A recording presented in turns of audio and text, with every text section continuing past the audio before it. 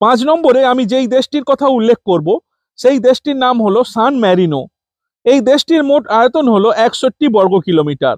এই ক্ষুদ্র দেশটি ইতালির মধ্যবর্তী অঞ্চলে অবস্থিত। এই রাজধানীর নাম হলো সিটি অব মারিনো।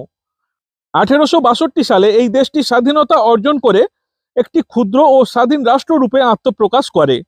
দ্বিতীয় বিশ্বযুদ্ধের সময় এই দেশটি নিরপেক্ষ থাকায় দ্বিতীয় বিশ্বযুদ্ধের কোনো প্রভাব এই দেশটির উপর পড়েনি। বর্তমানে এই দেশটি অর্থনৈতিক দিক থেকে অনেকটাই উন্নত। এই সান মারিনো দেশটিতে দারিদ্র্যের সংখ্যা একেবারে নেই বললেই চলে। এই দেশের জনগণের মাথাপিছু আয় অনেকটাই বেশি। বর্তমানে এই দেশটির জনসংখ্যা প্রায় 33,000। মূলত পর্যটন শিল্প এই দেশটির আয়ের মূল উৎস। পৃথিবীর ইতিহাসে এই দেশটি সবচেয়ে পুরানো সার্বভৌম এবং ক্ষুদ্র রাষ্ট্র হিসাবে পরিচিত। এই দেশটিতে বেশ কয়েকটি মধ্যযুগের দুর্গ রয়েছে। তাছাড়া অত্যন্ত সমৃদ্ধশালী এই সান মারিনো দেশটি তাদের বহু পূর্বের সাংস্কৃতিক ঐতিহ্যের জন্য বিশ্বে বিখ্যাত।